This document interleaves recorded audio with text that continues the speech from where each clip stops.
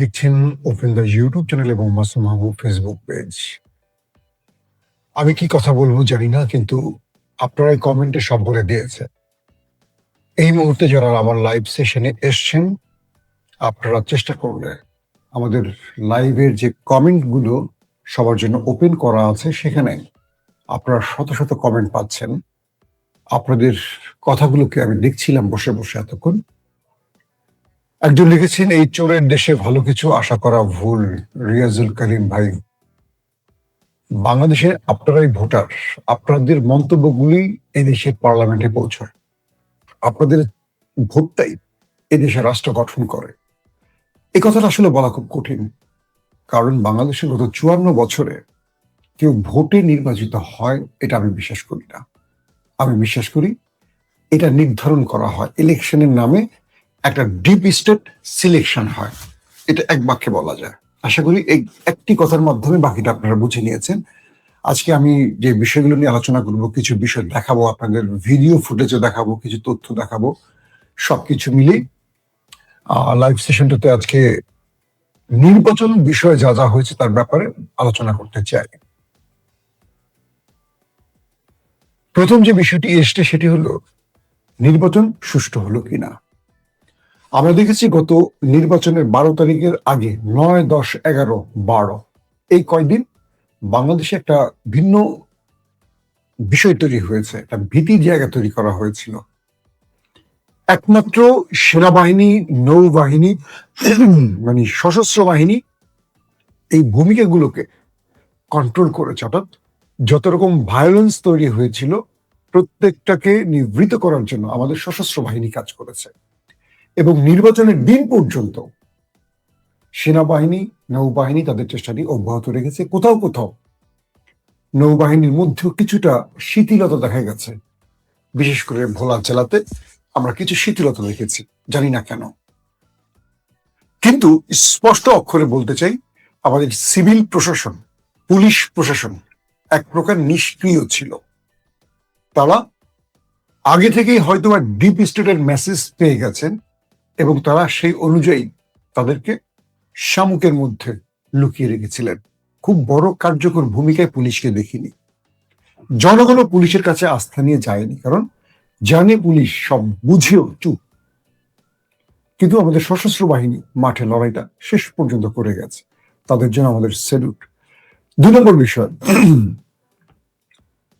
যে হাইপ তৈরি হয়েছিল জামাত ক্ষমতায় আসতে পারে, সে হাইপটি আসলে নিয়ে গেছে, মানে মিশে গেছে না এখানে অন্য কিছু। আমরা দেখেছি মানুষ ছুটিতে, নির্বাচনের ছুটিতে বাসে, ট্রাকে, রেল, ট্রেনের ছাদে, লঞ্চ ভর্তি করে স্লোগান দিতে দিতে বাড়িতে ফিরছে। নির্বাচনের ফলাফল তেমন হয়নি। এখানে দুটো বিষয় কাজ করেছে। এক,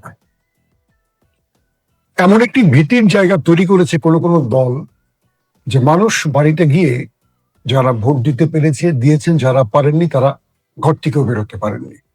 আমি অনেক জায়গা থেকে আমার কাছে খবর আসছে, আমাকে মানে বলা হয়েছে যে ভাই আপনার এই কথাগুলো বলেন। কি, অনেক জায়গায় মহিলাদেরকে হুমকি দেওয়া হয়েছে, ভোট দিতে আসবি না। অনেক জায়গায় রাস্তায় রাস্তায় ভোট কেন্দ্রের বিভিন্ন পয়েন্টে পাহারার মতো বসিয়েছে কোনো কোনো দল, তাদের কথা ভোট যেন দিতে না পারে। তারা জানে কারা কোথায় কি ভোট দিতে পারে, এটা বাংলাদেশ তো, সবাই সবাইকে চেনে। তো এরকম একটা ভীতির জায়গা তৈরি করার জন্য দেখবেন ভোট কাস্টিং খুব কম হয়েছে। আর ওই দলটি যারা এগুলো করেছে তাদের ভোটার তারা টেনে এনেছে, কিন্তু অপোজিট ভোটারদের আসতে দেয়নি। অনেক জায়গায় জামাত তাদের ভোটারদের আনার জন্য রিক্সা, অটোরিক্সা, বিভিন্ন যানবাহনের ব্যবস্থা করেছে।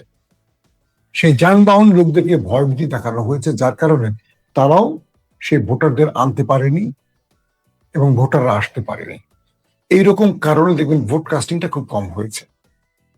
তো জামায়াত ইসলামের প্রথম ব্যর্থতা, আমি জামায়াত ইসলামের কিছু ব্যর্থতা তুলে ধরবো, তার আগে আরো কয়েকটা কারণ বলে নিই, ব্যর্থতাগুলো আনবো, বিএনপির সফলতাগুলো নিয়ে কথা বলবো। যখন গণমাধ্যম ব্যর্থ হয়, একটা কথা বলে নিই, যখন গণমাধ্যম সত্য খবর দেয় না, তখন আপনারা আমাদের সামনে বসেন যে আমরা কিছু সত্য কথা বলি, নতুবা নিজের এমবি খরচ করে ইউটিউবে, ফেসবুকে আমাদের কথা কেন শুনবেন? আর তাই আমরাও চেষ্টা করি আপনাদেরকে সঠিক নির্ভেজাল সত্য খবরটা দেওয়ার জন্য। অনেস্টলি বলি, এই খবরগুলো সির্ফ আপনাদের জন্য বা আপনাদের ইচ্ছের জন্য করি, নিজের অর্থের জন্য করি বিষয়টা গুরুত্বপূর্ণ না, মানে এটাই প্রধান কারণ না। যে তাহলে সারাদিন ইউটিউবে ভিডিও বানাতাম ডেলি 5টা 10টা করে, আরো বেশি ইনকাম হতো। খুব চেষ্টা করি আমি আপনাদের অনুরোধে লাইভে বারবার আসার চেষ্টা করি। আসেন, যে বিষয়গুলো ঘটেছে নির্বাচনের পরিবেশে আমরা দেখলাম যে বাংলাদেশে প্রথম কোন নির্বাচন হলো কারো জীবনহানির মানে কারো মৃত্যু ছাড়া, হত্যা ছাড়া। আমরা শেরপুরের একটি ঘটনা দেখেছি, সেটা নির্বাচনের আগে একজন বোধহয় অসুস্থ হয়ে মারা গেছে, নির্বাচন অসুস্থ হয়ে। এই পর্যন্ত ঠিক ছিল, সেনাবাহিনীর দায়িত্ব পর্যন্ত ঠিক ছিল। ফলাফলের ক্ষেত্রে পুরোপুরি আমি আপনাদের নিয়ে যাব পাকিস্তানে। কেন পাকিস্তান বললাম? পাকিস্তানে যা ঘটেছে বাংলাদেশে তাই ঘটছে বলে আমি মনে করছি। পাকিস্তানে ইমরান খানকে ডিপ স্টেট হারাবে, মানে পাকিস্তান সেনাবাহিনী হারাবে। কারণ ইমরান খান সেনাবাহিনীর কথা শুনছে না। ডিপ স্টেট বলতে কি? আমেরিকার লবি, আমেরিকা, ইউরো, কি বলে, এশিয়া প্লাস আমেরিকার যে ডিপ স্টেট, সেই কানেকশন ইমরানকে হারাবে। ইমরান আমেরিকার বিরুদ্ধে কথা বলেছে, আর আমেরিকা ইস্টাবলিশমেন্টকে বলছে ইমরানকে হারা। এটা হলো মূল থিম। খুব মন দিয়ে শুনবেন কথাগুলো। ইমরান খানকে হারানোর জন্য আসিম মনির সর্বোচ্চ মেকানিজম তৈরি করলেন, আইএসআই কে ব্যবহার করলেন। ইমরান খানের যে নেতাদেরকে নমিনেশন দেয়া হলো প্রথমে, সব গ্রেপ্তার করে ফেললো মিথ্যা মিথ্যা মামলায়। ইমরান খান সেকেন্ড সারির নেতাদের দাঁড় করালেন, তাদের গ্রেপ্তার করা হলো। ইমরান খান থার্ড লেয়ারের নেতাদের দাঁড়া করালেন, তাদের গ্রেপ্তার করা হলো। এইরকম করে ফোর্থ ফিফথ লেয়ারের নেতা পর্যন্ত ইমরানকে আসতে হয়েছে, যাদেরকে অনেকে চিনতই না। যারা ধরেন আপনার আসনে মিস্টার জব্বর আলী প্রার্থী বিএনপির বা জামাত, গ্রেপ্তার করে নিয়ে গেছে। মিস্টার কুদ্দুসকে দেয়া হলো, গ্রেপ্তার করে নিয়ে গেছে। এরপরে মিস্টার জলিলকে দেয়া হলো, তাকেও গ্রেপ্তার করে ফেলছে। ঠিক এইভাবে ইমরানের পিটিএ নেতাদের গ্রেপ্তার করে ফেলে। তারপরে শুধু এমন এমন প্রার্থীদেরকে ইমরান দিল পিটিয়ে। ইমরান কিন্তু জেল থেকে করছিল, সে কিন্তু জেলে, বাইরে না, তাকে জেলে ঢুকিয়ে রাখছে নির্বাচনের জন্য, যাতে সে কোনো রকম কিছু করতে না পারে। এরকম ইমরান খানের পিটিএর ফোর্থ ফিফথ লেয়ারের নেতাদেরকে নমিনেশন দিল, যাদেরকে জনগণ চিনত না। নির্বাচনে যত রকম চেষ্টা করলো, কিন্তু জামাত এখানে ব্যর্থ হয়েছে, পিটিএ সফল হয়েছে। কারণ পিটিএর কর্মীরা ভোট কারচুপির সুযোগ দেয়নি। প্রত্যেকটা কেন্দ্রে হার্ড লাইনে কাজ করেছে, ভোট দিয়ে কেন্দ্র পাহারা দিয়েছে একদম ফুল টাইম। ফলাফল ঘোষণা শুরু হলো।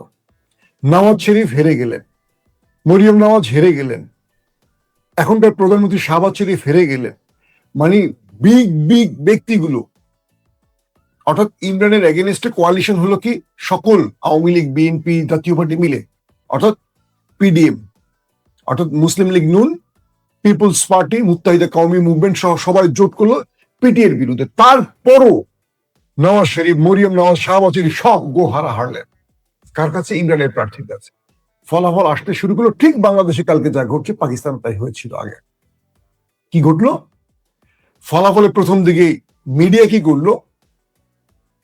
যেখানে যেখানে জিতলো পিডিএম, ওগুলো বলা শুরু করলো পিটিএটা স্টপ রেখে দিল। প্রথমে দেখালো অমুক জায়গায় অমুক, অমুক জায়গায় অমুক। এট এ টাইম পিটিএ নির্ভর কিছু করলো মাধ্যম, বোল্ড টিভি, এয়ারওয়াই টেলিভিশন, তারা কি করলো? দেখলো যে কি মিডিয়া খুব শুরু হয়ে গেছে। তারা কি করলো? পিটিএ রেজাল্ট দেওয়া শুরু করে দিল। পিটিআই টানা 125টা আসন জিতে গেল। সিরিজ অমুক জায়গায় পিটিএ, অমুক জায়গায় পিটিএ, অমুক জায়গায় পিটিএ, অমুক জায়গায়। রেজাল্ট শিটে আমি লাইভ দেখতেছি যে পিটিআই মোটামুটি 200-র উপরে আসন পাচ্ছে, একক একটা দল। সঙ্গে সঙ্গে সেনাপ্রধান আসিম মুনির কি করলেন? আইএসআই কে ব্যবহার করলেন, বললেন রেজাল্ট স্টপ। হঠাৎ রেজাল্ট স্টপ। যে রেজাল্ট কয়েক ঘন্টার মধ্যে বের হওয়া শুরু করছে, ইমরান খানের দল 100-র উপরে আসন পেয়ে গেছে, হঠাৎ রেজাল্ট স্টপ। আর রেজাল্ট হয় না।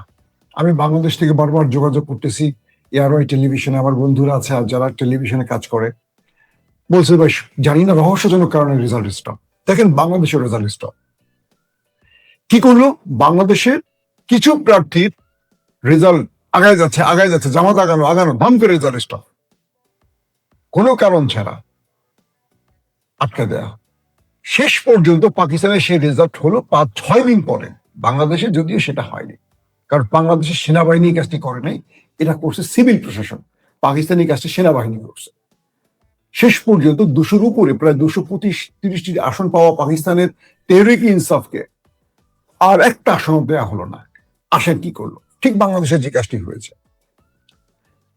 পাকিস্তানে পুলিং রেজাল্ট, যেটা ভোট কেন্দ্র থেকে যায় প্রিজাইডিং অফিসারের সিগনেচার সহ, এটাকে বলে পুলিং রেজাল্ট আমরা বলি। পাকিস্তানে এটা বলে ফ্রম 45। খেয়াল করবেন, ফ্রম 45, অর্থাৎ প্রতিটি কেন্দ্রের ফলাফলগুলোকে কম্পাইন করে প্রতিটি কেন্দ্রের ফলাফলকে যখন রেজাল্ট করে তখন সিগনেচার দিয়ে প্রত্যেক প্রার্থীকে দিয়ে দেওয়া হয়। তো এই রেজাল্টে তেহরিক ইনসাফ বিজয়ী হয়ে যায়। আইএসআই কি করলো? তারা নির্বাচন কমিশনের চাপ দিয়ে তারা রেজাল্ট স্টপ করে দিয়ে তারা করলো কি, ফ্রম 47 ঘোষণা করলো। অর্থাৎ ডিসি সাহেবরা যে রেজাল্ট দিবে সেই রেজাল্ট, মানে ওই যে পুলিং এর যে রিপোর্ট সব বাদ, আর কোনো ডিসি সাহেব নিজে হাতে লেখে দিয়েছেন, ওইগুলি আইএসআই পক্ষ থেকে নির্বাচন কমিশন ঘোষণা করলো অমুক বিজয়ী, অমুক বিজয়ী, অমুক বিজয়ী। একেবারে বিজয়ী একটা দল তেহরিক ইনসাফকে হারানো হলো। আসেন বাংলাদেশে কি হলো? বাংলাদেশে টেলিভিশনগুলো মিডিয়া কু করলো। টেলিভিশনগুলোর আগে থেকে ডিপ স্টেট বা আমাদের ইন্টেলিজেন্সের সাথে তাদের প্ল্যান ছিল। তারা কি করলো? প্রতিটা আসলেই দেখবেন, আমি আপনাদেরকে প্রমাণ সহ দেখাই, খেয়াল করেন, আমার স্ক্রিন এখন দেখতে পারবেন আপনারা। এই যে এটাকে বলে ফ্রম 45। খেয়াল করবেন স্ক্রিনের, আমার কথা শুনবেন। বিএনপি আর জামাতের ভোটের প্রত্যেকটা জায়গায় কাটাকাটি আছে, দেখেন ভালো করে, একটা যাবে না, একাধিক যাবে, আপনার সাথে খেয়াল করবেন। মজার বিষয় দেখেন, প্রত্যেকটা জায়গায় যেই রেজাল্ট কেন্দ্র থেকে গেল, রিটার্নিং অফিসারের কাছে গিয়ে কাটাকাটি শুরু হয়ে গেল। যখন হিসেব করে দেখা যাচ্ছে যে জামাত এগিয়ে যাচ্ছে, সেখানে বিএনপিকে বিজয়ী করার জন্য রিটার্নিং অফিসারের অফিসে কাটাকাটি করা হয়। কাটাকাটি ধরলাম একটা দুইটা কাটাকাটি হয়, অজস্র কাটাকাটি আছে। আরো ইন্টারেস্টিং ব্যাপার, প্রত্যেকটা জায়গায় এই কাটাকাটিতে জামাতের শুধু ভোট কমেছে, বাড়েনি। একটা রহস্যজনক ব্যাপার না?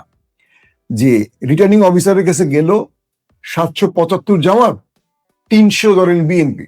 775টাকে কেটে বিএনপির 300 টাকা জামাতে দিল, আর 775 টাকা দিয়ে দিল কেন? বিএনপির। এইরকমও হয়েছে। তো ভুল যদি হয়, প্রত্যেকটা ভুলে জামাতের ভোট শুধু কমলই, মানে কেটে কেটে কমানোই হলো, আর বিএনপিটা বাড়ানো হলো। এটা রহস্যজনক না? দেখেন, ঠিক পাকিস্তানের আদলে হলো। এটা কিন্তু আমাদের সেনাবাহিনী করেনি, আমাদের সিভিল প্রশাসন করেছে। যারা রিটার্নিং অফিসার তারা করেছেন, তারা মাঠ প্রশাসনে। আমরা দেখতে পাচ্ছি ঢাকাতে আমাদের নাসির পাটোয়ারি এগিয়ে আছে, রহস্যজনক কারণে কেন্দ্রের রেজাল্ট বন্ধ। আমরা দেখলাম 17-তে খালিকুজ্জামান এগিয়ে যাচ্ছে, হঠাৎ রেজাল্ট বন্ধ। এইরকম করে রেজাল্ট বন্ধ করে করে করে করে শেষ রাতে মেকানিজম গুলো করা হয়েছে। এটা বলছেন অনেকে, এটা জামাতের লোক, এটা আমি বলছি না, এটা জামাতের লোকেদের অভিযোগ। তারা কালকে সাংবাদিক সম্মেলন করে বলছে। এখন বিষয়টা হলো কি, নির্বাচনে আসলে এগুলো হয়। জামাতের ব্যর্থতাগুলো কি জানেন? জামাত তারা মানুষকে ভোট দেওয়ার জন্য তাদের সকল মেসেজ ক্লিয়ার করতে পেরেছে, কিন্তু ভোটার রক্ষা করতে পারেনি।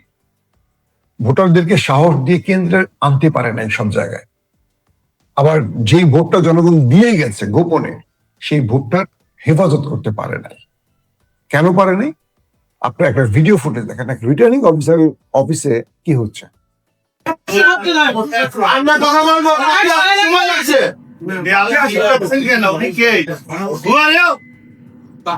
আপনি প্রথম থেকে শাউটিং করতেছেন,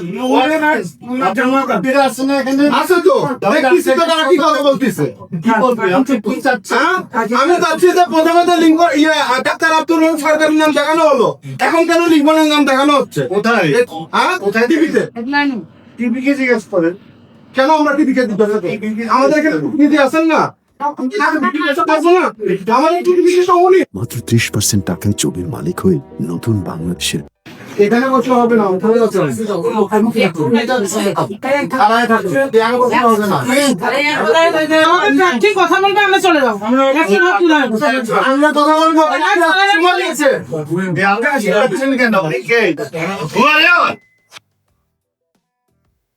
অর্থাৎ রিপোর্টে দেখা গেছে রেজাল্ট একটা টেলিভিশনের স্ক্রিনের রিপোর্ট এসেছে, আরেকটা যেটা রিটার্নিং অফিসারের পক্ষ থেকে দেওয়া হয়েছে।